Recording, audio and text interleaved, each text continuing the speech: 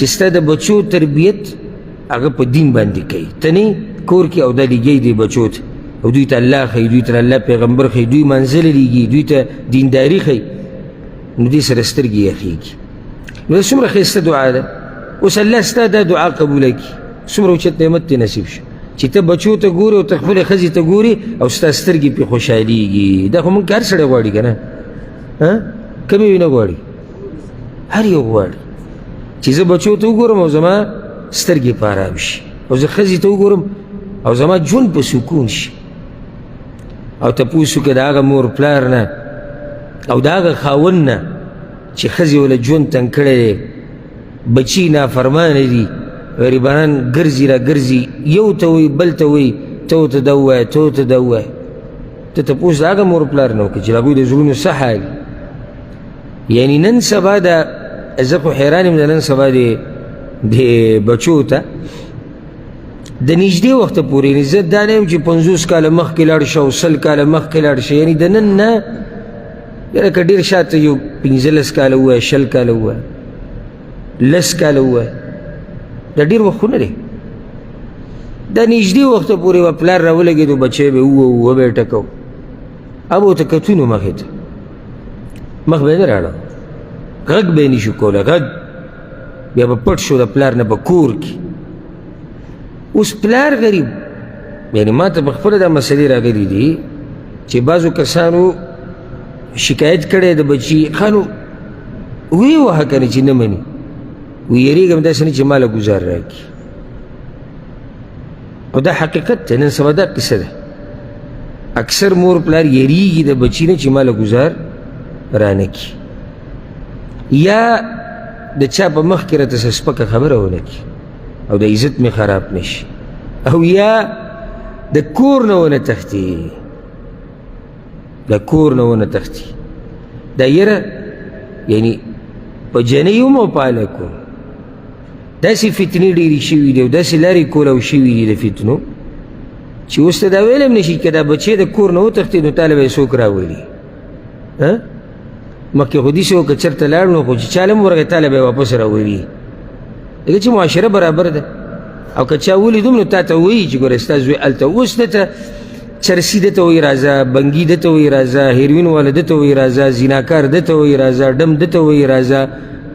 قاتل دته وایي راځه، مجرم دته وایي راځه، لارې ورته کولاو دي. نو دته ځایونه ډېر میلاوېږي. مخکې دا چې معاشره پاکه صفا وه، که څوک د کور نه لاړ نو دته څه ځای د پناهي دا نه میلاوېدو. نن سبا دور کې بیا دا دعاګانې ډېرې ضروري ویل پکار دي، ډېرې ضروري چې الله زما سترګې یخې که زما په بچو باندې او زما په ښځه باندې. دا دعاګانې د هغه رونو دپاره چې هغوی ودونه کړي د بچي دي، کومو چې لا ودونه نه دي کړي، دوی د څه دعا غواړي؟ وایي زمونږ سترګې یخې که په ښځو باندې چې شتي نو سترګه په څه یخې. نو دوی له بیا دا دعا پکار دی چې یا الله نیکبله بیبي راکړه، دې ځینه به شروع کې بنیاد به کېږي نو مخکې به بیا دعاګانې وغواړي. هر چې کم ملګري هغه دي چې الله وله بچي او کور ودانې ورکړي دي، او هغه خویندې میندې چې بچي لري خاوندان لري هغوی له دا دعاګانې پکار دي. اسانه ده ګرانه. ربنا هب لنا من ازواجنا وذرياتنا قرة اعين. نو دویمه دعا واجعلنا للمتقین اماما، یا الله موږ د متقیانو مشران وګرځوه. خیال هم دی، یعنی دا ډېر ګران کار دی،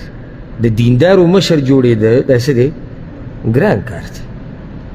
دنیوي مشرتیا د ته میلاوېږي، ښه په اسانه میلاوي. محنت وکړه، کوشش وکړه، پیسې ولګوه، زور ولګوه، د ته میلاوېږي. علاقه کې مشر شوې. ګورې نه زموږ په دې طرفونو کې د علاقې دا مشران چې دا لاره کوڅه برابر کړي، سبا له صحیح سبا له مشري. بل چې بیا ګورې دغه لاره کوڅه کې د خلکو سره ګرځي، څوک یې مخ ته ګوري، نو ځکه چې د مشرتیا ناخوښ شوی. نو دا خو میلاوېږي، یو څو پیسې لاره کوڅه پیپ راوړه د اوبو، د اوبو پیپ راوړه یو کور ته، که تا مشر کېږي نو بیا ما ته ووایه. دغه شان که ته چې کمپنۍ کې مشر شم په اداره کې مشر شم خو محنت وکړه وبرسې هغه ځای ته په اسانه سړی رسېدی شي خو د دیندارو مشر جوړېد دا ډېر ګران کار دی وجه دا ده ابراهیم علیه السلام بارک الله وی ما ابراهیم علیه السلام باندې امتحانونه راوستي هغه پکې کامیاب شو سوره بقره کې الله فاتمهن ابراهیم علیه السلام په دې امتحانونو کې کامیاب شو چې کامیاب شو قال انی جاعلک للناس اماما الله ورته ویل تا زه د خلکو امام ګرځوم امام یې ولې وګرځو امتحانونو کې کامیاب شو نو فایده سره ووته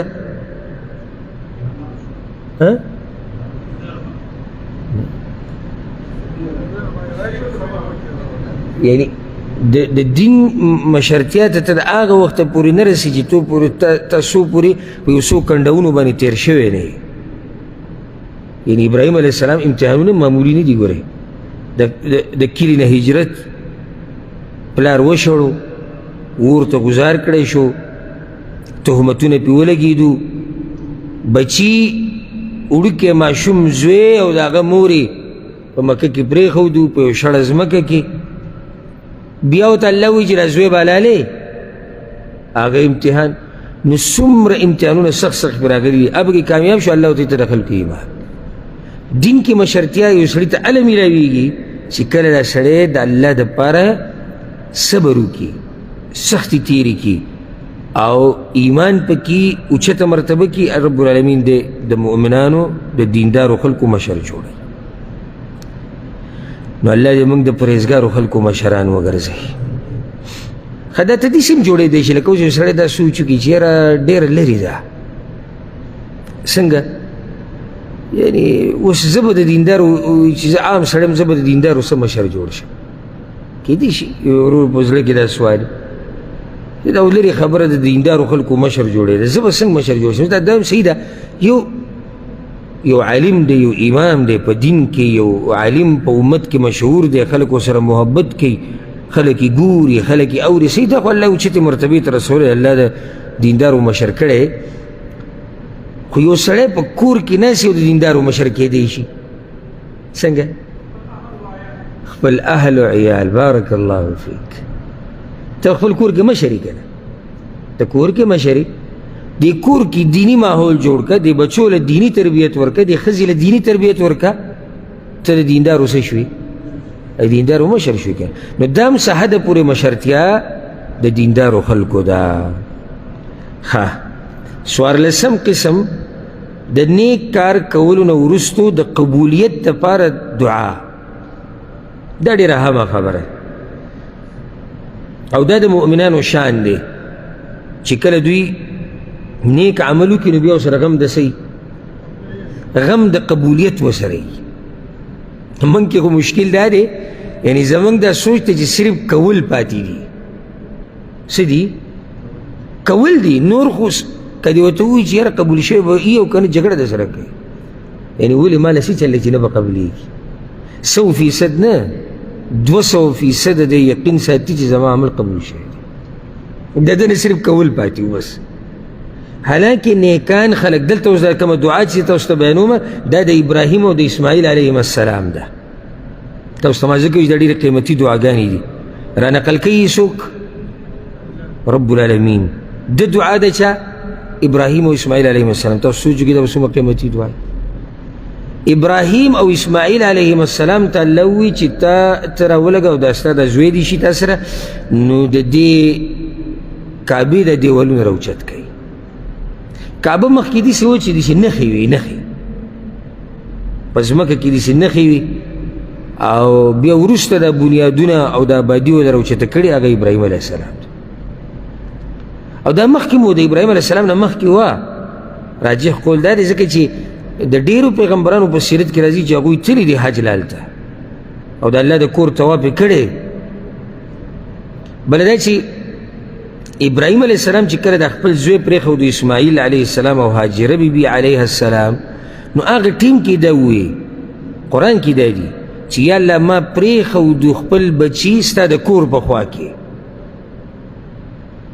دې ټیم کې هغه ته امر شوی دی د آبادۍ د راوچتولو خو له اسماعیل علیه السلام خو وړوکی دی که نه خو د مور په غېږ کې دی خو ته وروسته الله وایي چې ته اسماعیل د آبادي راوچته کړې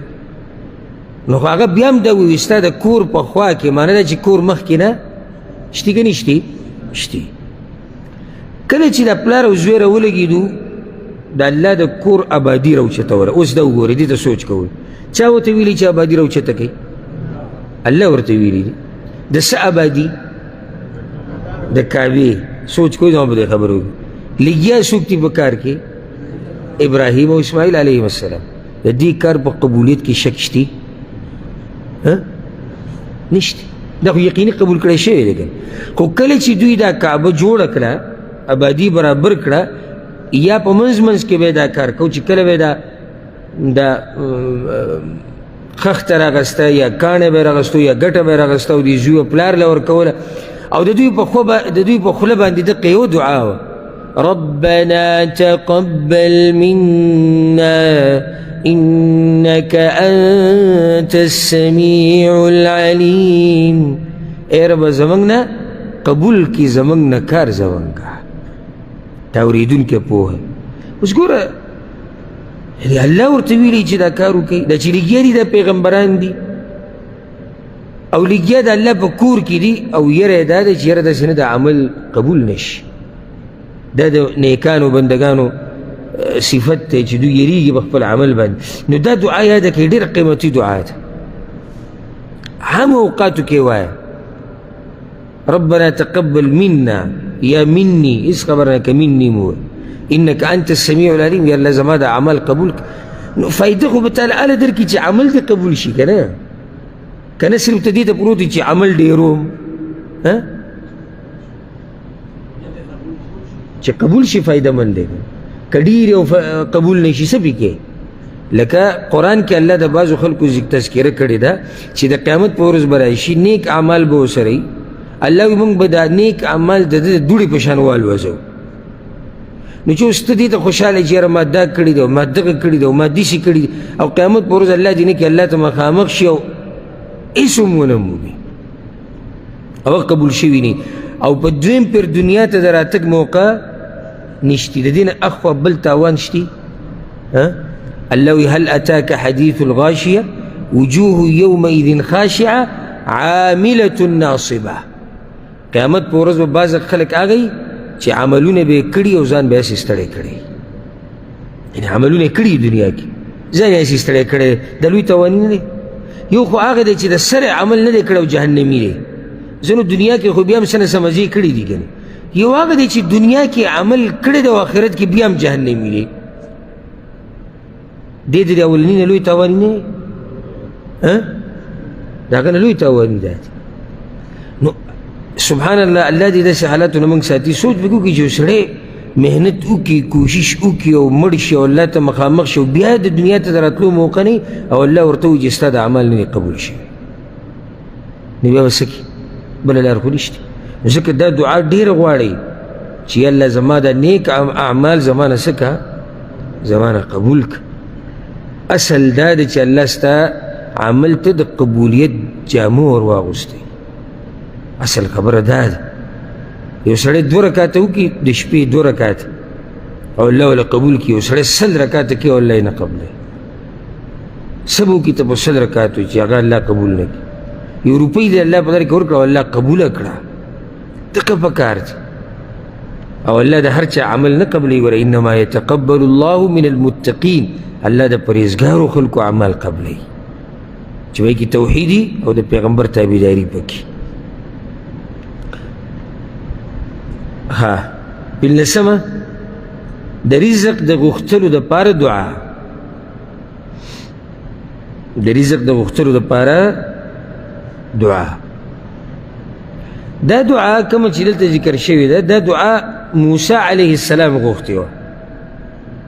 اوس ګوره بار بار ویلو ته ضرورت نشته خو تاسو ته پته دعا رانقل شوې ده په قرآن کې او د چا موسی علیه السلام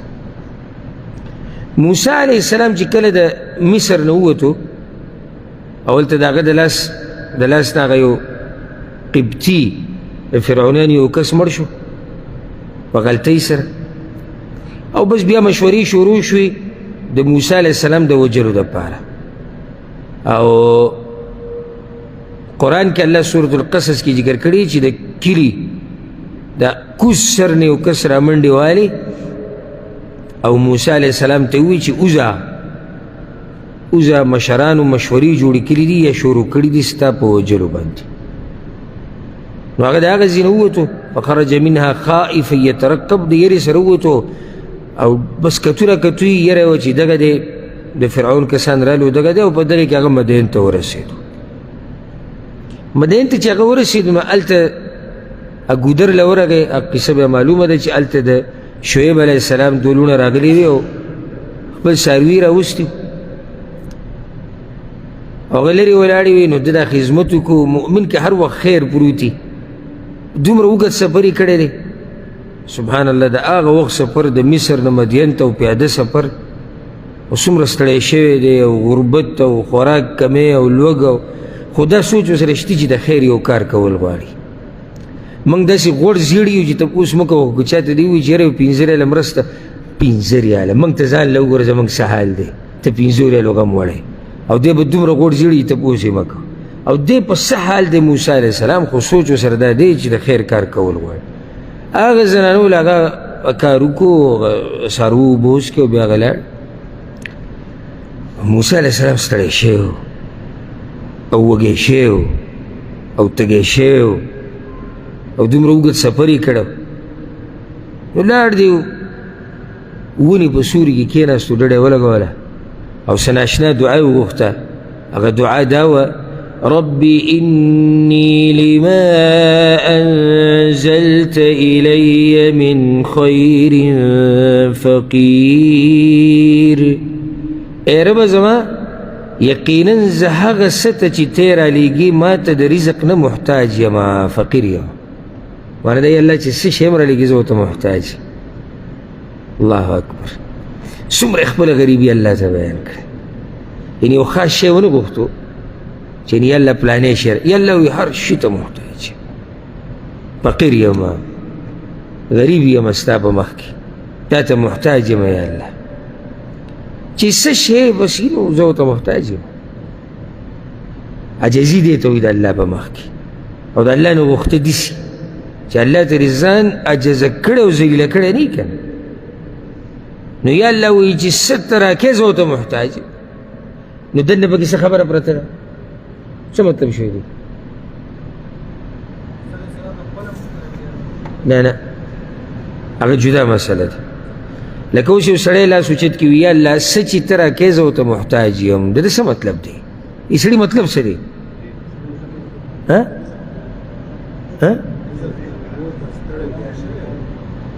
یعنی خوراک ته ضرورت لرم، څښاک ته ضرورت لرم، پیسو ته ضرورت لرم، هر څه ته ضرورت لرم. یا الله چې ستا د طرف نه صحیح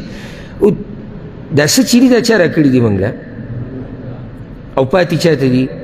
الله ته پاتې. د دې نه موږ ځان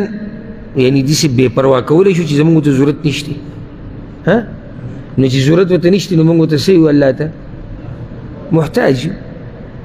اوس دا څومره جامع دعا ده. تاسو موږ د پیغمبرانو دعاګانې خو به ځان لیکن داسې ونه وي چې موسی علیه السلام چې یا الله ډېر وږی شوی یم، یا الله ډېر تږی شوی یم، دومره ناشنا دعا وغوښته یا الله چې څه راکې زه ورته محتاج یم. صرف پکې خوراک راغی،